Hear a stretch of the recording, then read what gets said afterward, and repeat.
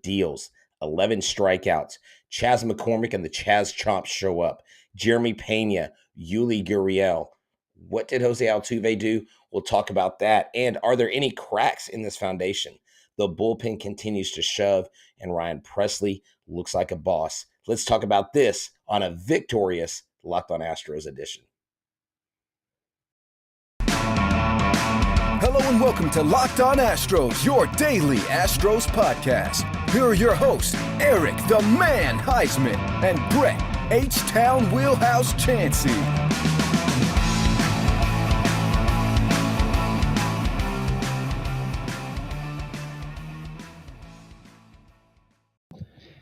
We are Locked On Houston Astros, and we hope that you join us for a daily Locked On Astros podcast. My name is Eric Huysman. You can find me on Twitter at Eric Talks Stros. You can find the show at Locked On Astros and your team every day. Brett, where can they find you at? They can find me at H-Town Wheelhouse on Twitter, Instagram, and TikTok. They can find me at Stros411 on Twitter, Instagram, and Facebook. Always positive, always Stros.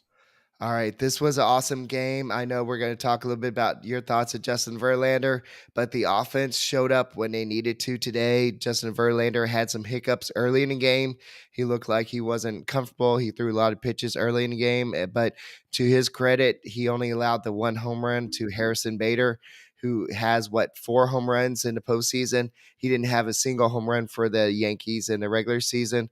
So I know he had 5 with the Cardinals, but this is a story. This is a guy that's could lead the Yankees. But what the Astros did today is awesome. After Yankees fans, after they win versus Guardians, they're like, we want Houston. We want Houston. Be careful what you wish for. And you know what? You also need to make sure you subscribe to us on YouTube. Our numbers keep on going up.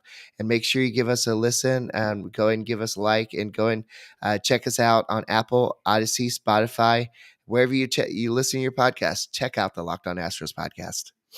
Yeah, the Houston Astros, Eric, they just looked really good today. And I know Justin Verlander struggled early. He looked shaky. He had a lot of pitches early on. And, the Astros actually got a lot of balls. They looked like they should have been more competitive at the beginning. I really would have liked them to put a crooked number up against Talion early on. And there were some opportunities. Bases loaded with 1 out. Kyle Tucker hits into the double play.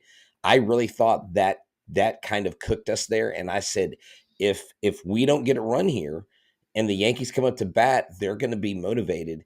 And I'm glad that my fears and worries didn't come true. But, Eric, the stadium was electric. From the moment you walked in, I got a couple pictures, not really great pictures, of Costas, of Pedro, of Curtis Granderson, and all the guys that were up there in the booth. It was neat seeing them in center field. You love seeing the big stars there, the big names from the big major networks, and they got to see Houston show up and show out. I met all kinds of people tonight at the game, Eric. We've got new followers, new listeners, people that have watched us for years and just had a lot of great things to say about the show. But remember, I talked about Harrison Bader on the show before, and if you make mistakes to this kid, I don't know why we're throwing him anything breaking. You notice after that first at bat, they threw him high fastballs, high heat. He couldn't catch up to anything. So I think they've learned how to pitch to Harrison Bader. And what did the Yankees do, Eric? When Yordan Alvarez got up and the second pitcher came out for the Yankees, they walked him. They didn't throw one single pitch to him. And I really thought that was when the water was going to break, the dam was going to break, and that the Astros were going to just flood through with runs. They didn't need it. They scored enough. And this was a complete game from starting pitching, recovering, to bullpen, to those in the lineup getting the job done without your big names doing a whole lot. Yeah, after Alvarez got intentionally walked in that situation, then you had Bregman come up. He walked, and he had some. The umpire had some a weird strike zone in this game, but Then Tucker grounded into the double play. Yeah. That was a killer at the time. But I do want to go back to earlier in the game where Justin Verlander had already given up the home run to Harrison Bader, and the Astros were trailing 1-0. And Yankees fans were like all excited, like we knew we were going to take care of the Houston Astros. But then you had the bottom of the lineup. You had Chas McCormick get a single. It was a hard hit line drive up the middle. And then you had Mr. come out of nowhere. He hit a double, Martin Maldonado. And that was a big hit for him. That scored the first run of the game. And so that was a big moment to make it 1-1. And then later in the game, you had Yuli Gurriel, who's hit his second home run of the playoffs. And then a little bit later on, Chas McCormick gave him a little bit run support. Of course, this was later in the sixth inning after it was known that Justin Verlander was not going to be returning. But it was good to see after those two home runs. It was good to see Verlander in the dugout just doing the whole Chaz thing, the whole Chaz chomp.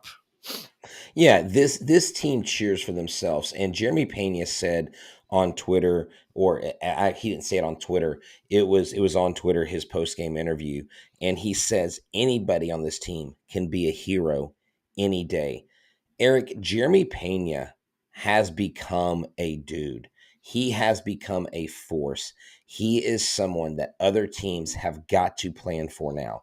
He is not Carlos Correa, but he's basically creating his own path. He is creating his own legacy. And I think it's important for a new player who comes in a key position, who comes in for a player who really put the city on his back to shine in his own way. You can't put these two next to each other anymore. That bus driver says, I love how we had more home runs than strikeouts tonight. I did Let's not go. even notice that. Yeah. They had two So, strikeouts. The Astros had two strikeouts, and they hit 3 home runs. Wow, good catch.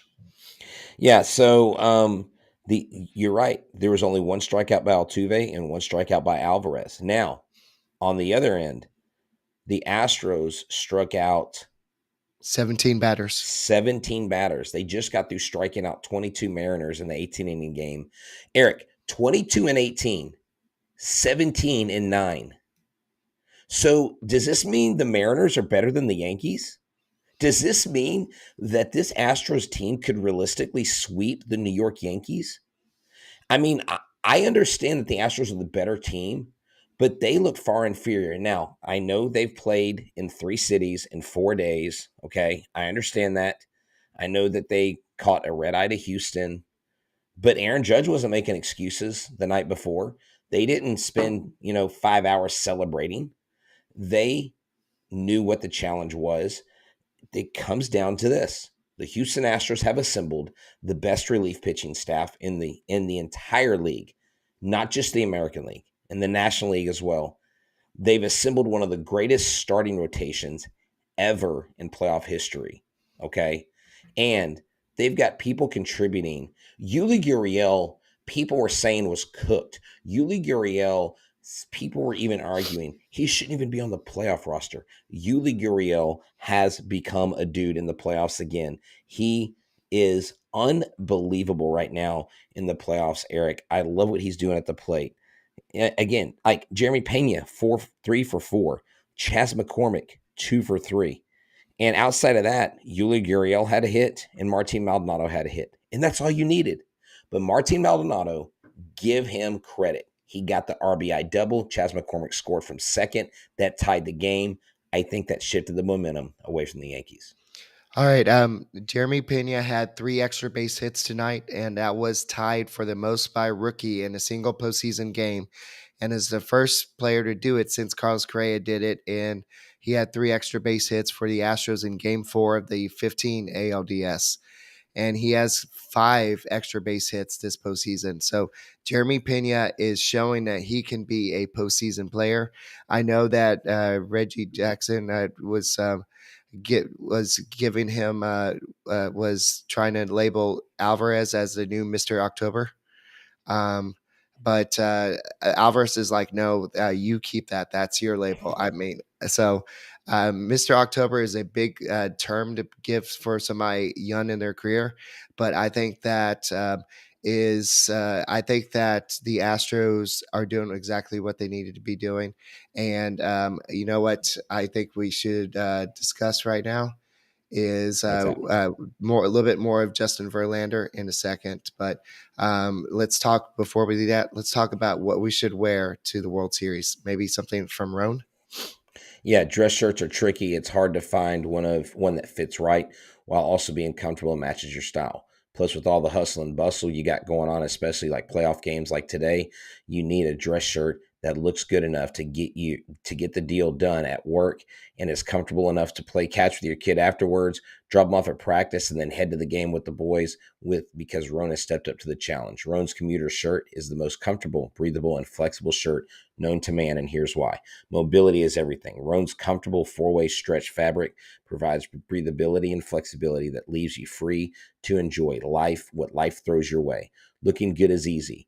It's time to feel confident with the wrinkle-free shirt without the hassle with Roan's wrinkle release technology. Odor-free technology as well with Gold Fusion anti-odor technology. You'll be smelling fresh and clean all day with this type of shirt. Roan is 100% machine washable. You can ditch the dry cleaner. You don't have to worry about that. You can work all day, work all night, and whatever you do, that Roan shirt stays fresh for you. Roan.com/locked on is where you need to go. Use the promo code locked on to save 20% on your entire order. That's 20% off your entire order when you head to RHONE.com/locked on. Use the promo code locked on. So, the Houston Astros definitely are playing odor free right now. The Houston Astros are playing great baseball, and you don't have to browbeat a team or beat a team 15-2 to be a great team. Great teams find ways to win when all the parts aren't moving. I mean, there are a lot of reasons, and you can look at a lot of things maybe that the team should have done today or could have done differently.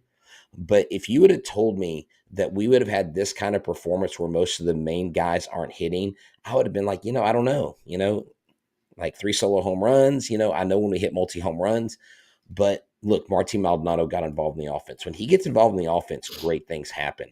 The bottom of the offense, Eric, carried this team tonight, and it was phenomenal. I love seeing it. Someone said Odorizzi free. That's right. We are Odorizzi free, and thank God, because I don't think he would be helping right now. I just think that going into game 2, the Astros have a huge swing of momentum, and I would be surprised if they don't go back to New York up 2-0. All right, Altuve did make the error in the first inning, but that's the only odor-free of the odor stints of the game, I would say. But the Astros have played great defense all postseason, and I think that if you look at what Justin Verlander did, 6 innings, 3 hits, 1 run, 11 strikeouts, 1 walk. He got unlucky in a couple of the innings. He hit a batter that I believe there was an error.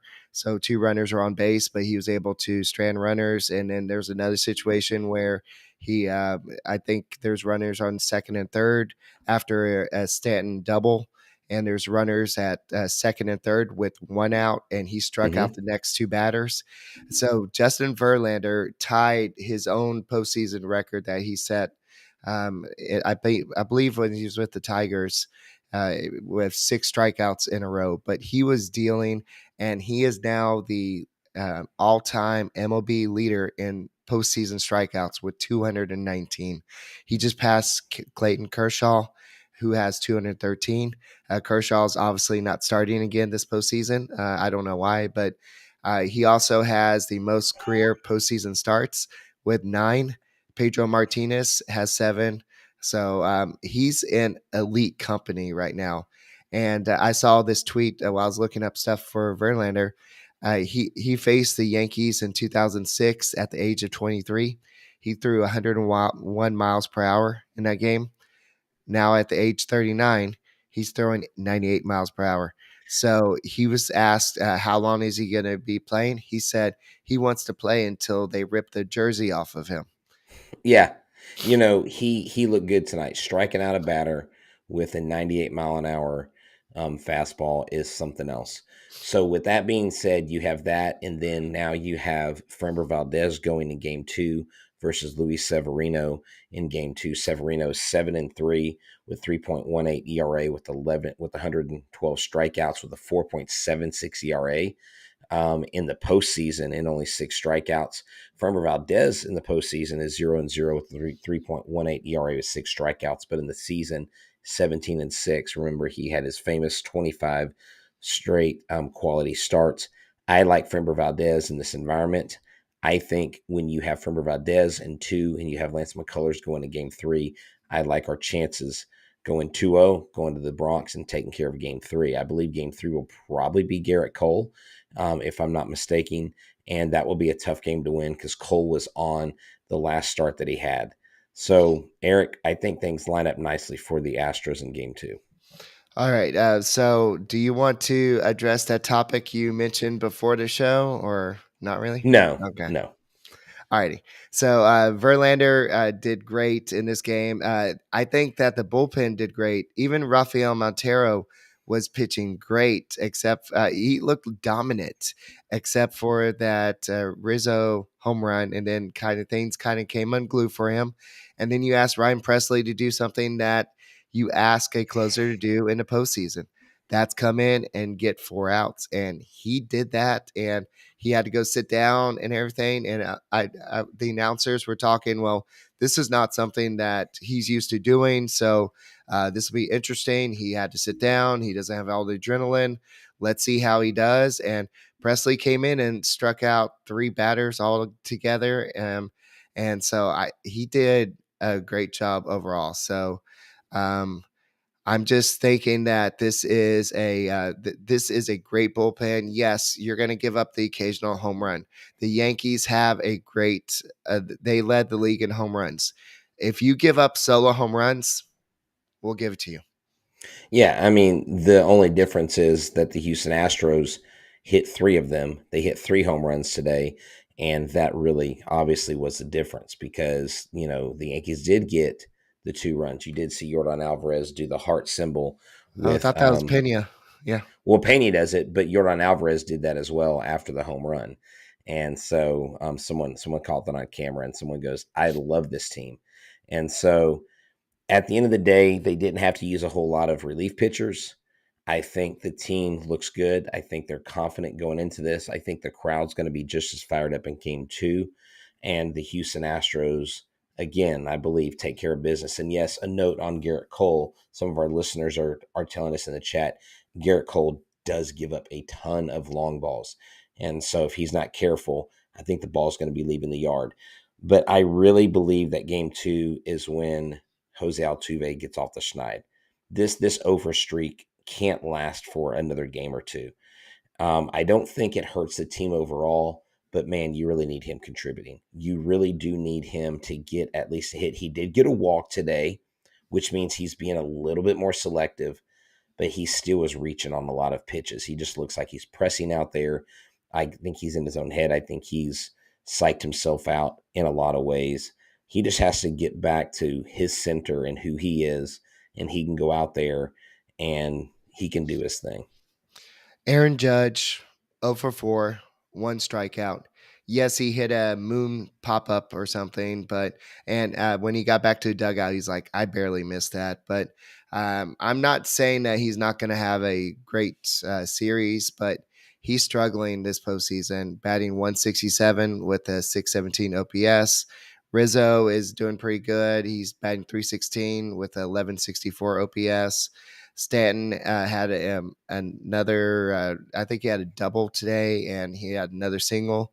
So he's looking pretty good. So Donaldson, this is a shell of his former self. 3 strikeouts, and Justin Verlander made him look like nothing. And Matt Carpenter, he had 4 strikeouts, the golden sombrero. Dude, Carpenter's terrible. Josh Donaldson's terrible. I'm sorry. They're not good major leaguers. They're average at best. They are not great major leaguers. One of our listeners says, now can y'all discuss how Jimmy Rollins called the Astros David and the Yankees Goliath? Look, they can use whatever analogies they want to with the Astros and the Yankees. The bottom line is there's been a paternity test taken, and it shows me clearly that the Houston Astros are the Yankees' daddy. I mean, Maury Povich would agree. They could take 10 different paternity tests and the Astros would still be the Yankees' daddy. That's just the bottom line. And until the Yankees can put a dominant performance up against our team and actually win a series, there is no other conclusion than the AL, the American League, is the Astros League. And until they get dethroned or taken from that, because Eric, I said it tonight in a space as I went in Michael Schwab's space after and just talked for like, 2 or 3 minutes. And I basically said this championship window, and I've said it here many times, that I believe is open until 2027. I mean, we still got guys that are waiting in the wings to really perform at a high level, like Hunter Brown, which he's not going to be utilized as much as you would want to utilize him because he's so talented. And you've got him sitting there just waiting, chomping at the bit. Ryan Stanek chomping at the bit. Hector Neris, dude, this guy is pitching like a man with his hair on fire. Hector Neris, I love when he gets out of the inning with a strikeout. I love how he pumps his fist. I love his raw emotion. We need that.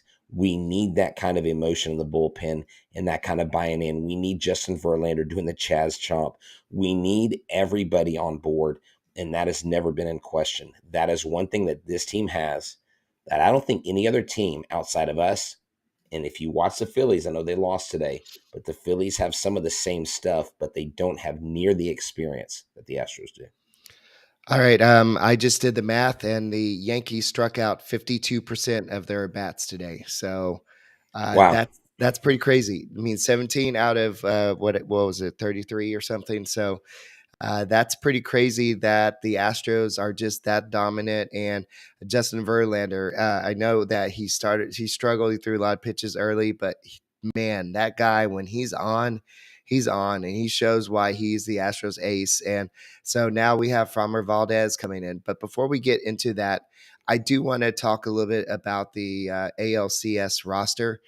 They did make the decision to leave off Jake Myers. This is something that we did talk about in the podcast. And Seth Martinez was somebody that I brought up because he does neutralize the right-handed pitching.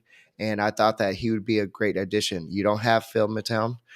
He's punched his way out of the playoffs. And then who else are you going to put out there? Not Belak. There's just nobody else out there. Yeah. They didn't have the confidence in Will Smith. It's like that was almost a wasted trade. And I told you this once Dusty Baker made that comment. He said something, well, I've been asking for a left-handed reliever all season, and I'm still looking for him. So that means that Will Smith is not the guy. But I think that this lineup, this roster composition is probably the best that you're going to see.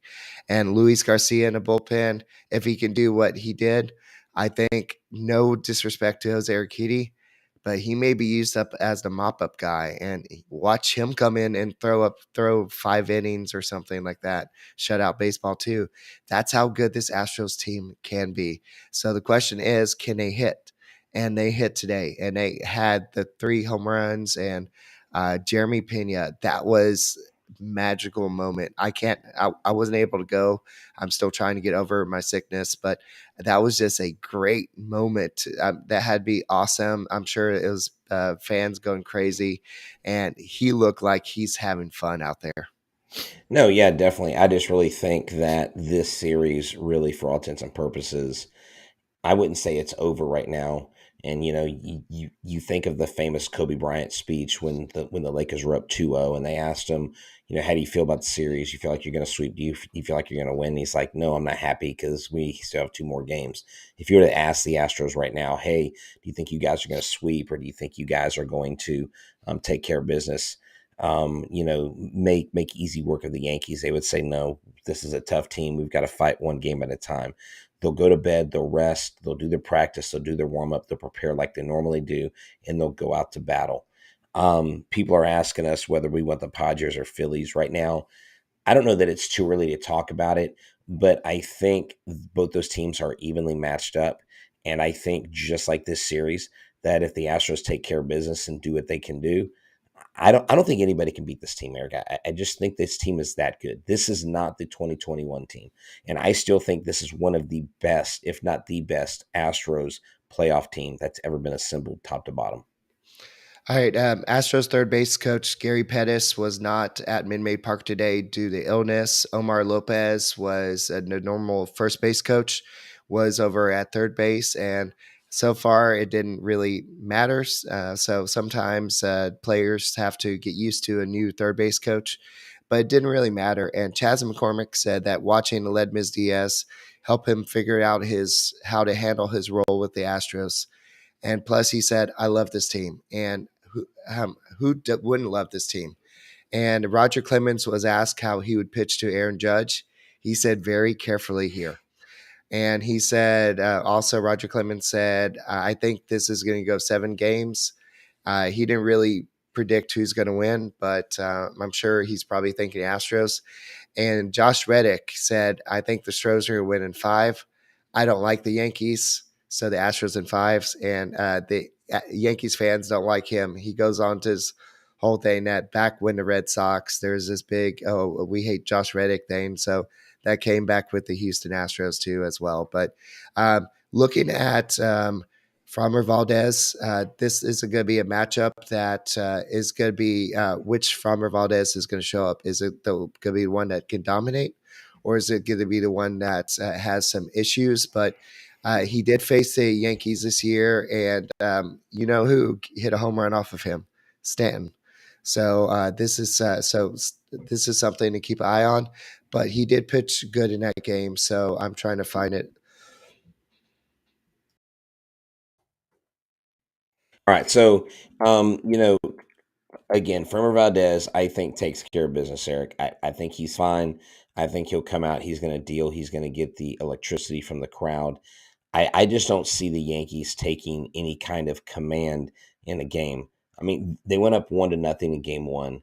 Big deal. I mean, look, we saw the Mariners totally take the wind out of our sails in the ALDS and score 7 runs and go up 7-2. And everybody said after that game, there's no reason the Astros should have won that game. And I even said that myself on the Locked On Now, but they did. They found a way to win.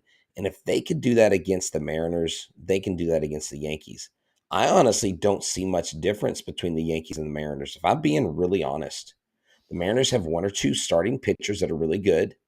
The Mariners have a couple hitters that are hot right now. And outside of Judge and Stanton, who do the Yankees have? Let's just be real honest here.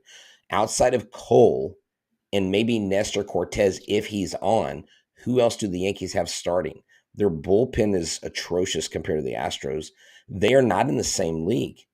They just simply aren't in the same league. There's not a single team in the American League that holds a candle to the Astros. So I think game 2, you just got to go out and play it. It goes the Astros' way. Yeah, so we'll see what happens. So, yeah, I think my voice is done. Yeah. Okay. All right. So, hey, Eric, thanks for hanging out with us. I know Eric is like, dude is crushing it tonight. He is doing a great job. I know he has not been feeling well lately, but he wanted to come in and share his thoughts with you guys. And just like Alex Cantu says in the chat, that we always play very well in New York. It is a home away from home. Boo Altuve, the F Altuve chants, whatever you want to say, that's fine. It would be quite ironic and quite the story and pretty poetic if Jose Altuve got hot and got his first hits in New York. I mean, that would just be absolutely phenomenal to see.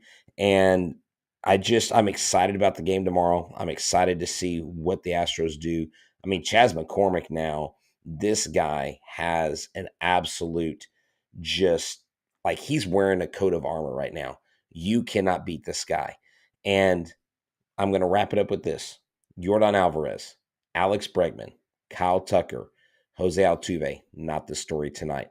Marty Maldonado, Chas McCormick, Jeremy Peña, Yuli Gurriel. That's your story. Your headliner is Justin Verlander, struggles but ends up striking out 11 batters. The bullpen comes in and keeps it going. And we may see, I don't know, DH may be a revolving door. I don't think it really matters at this point. But for myself, for Eric Huysman, and all of us at Locked On Astros, thank you so much for making us your first listen every single day. Make sure that you go to Locked On MLB with our pal, Paul Francis Sullivan, and make them your second listen. Paul Francis Sullivan brings humor, passion, and unique perspective on every team and the biggest stories around the league. Follow the #1 daily league-wide podcast, Locked On MLB, on the Odyssey app, YouTube, and wherever you get your podcasts. And hey, I just want to say this before we go. Thank you so much. We have been in the top 20 on the top 100 charts for Apple Podcast this week, and we thank you so much. It's because of you. It's because of our new listeners. And remember, we are your team every day. Go Stros.